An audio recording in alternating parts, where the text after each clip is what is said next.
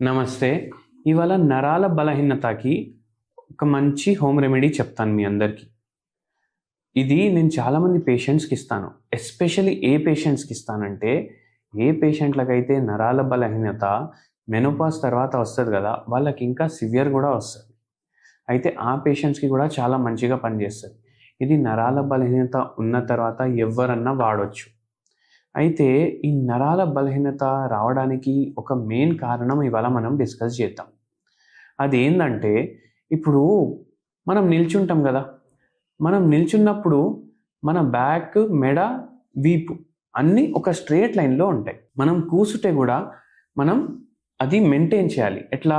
మెడ, వీపు, నడుము స్ట్రెయిట్ లైన్‌లో మెయింటైన్ చేయాలి. స్ట్రెయిట్ లైన్‌లో మెయింటైన్ చేస్తే మన మెయిన్ నరం ఉంటదొకటి. దాన్ని స్పైనల్ కార్డ్ అంటారు.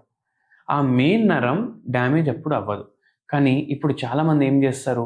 ఇట్లా ఒంగి కూసుంటారు. ఇట్లా ఒంగి కూసునేసరికి ఎన్నో గంటలు మళ్ళా ఇట్లనే కూసుంటారు.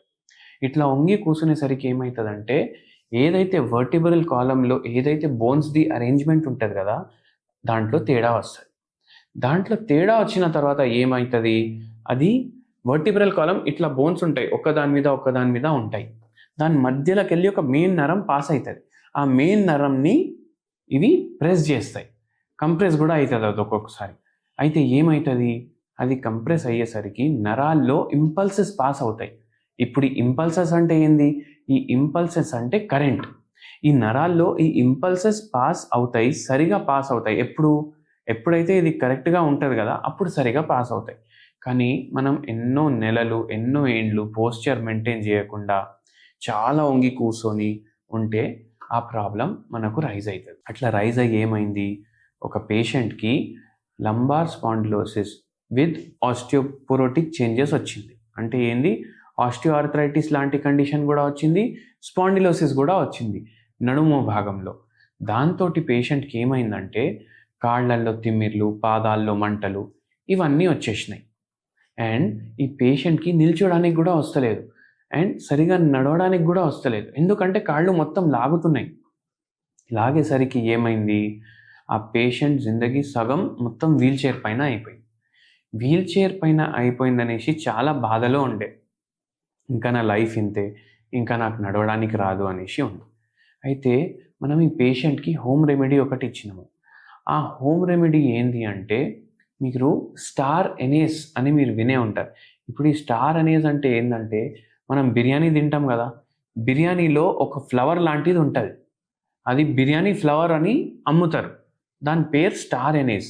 ఇది కొద్దిగా దంచుకోవాలి. ఇది దంచుకొని మీరు 1 కప్ ఆఫ్ A2 కౌ మిల్క్‌లో బాయిల్ చేసుకోవాలి.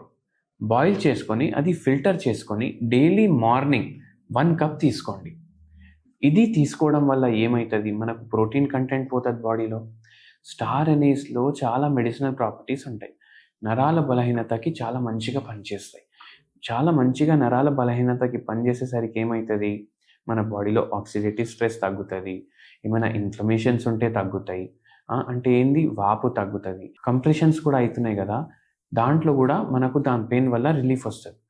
దాంతో పాటు మనం ఈ పేషెంట్‌కి హోమియోపతి మెడిసిన్స్ ఇచ్చినాము. దాని తర్వాత పేషెంట్‌కి పూర్తిగా over a period of time తగ్గిపోయింది. మళ్ళీ లైఫ్‌లో ఆ ప్రాబ్లమ్ రాలేదు. చాలామంది ఏమనుకుంటారు? ఇట్లా నరాల్లో ప్రాబ్లమ్ వచ్చింది. వీపులో, నడుములో, మెడలో ప్రాబ్లమ్ వచ్చిందంటే ఆపరేషన్‌లు చేపించుకోవాలనుకుంటారు. కానీ అవసరం పడదు. మీకు ఆపరేషన్ లేకుండానే హోమియోపతి మెడిసిన్స్ వాడడం వల్ల తగ్గిపోతది. Thank you.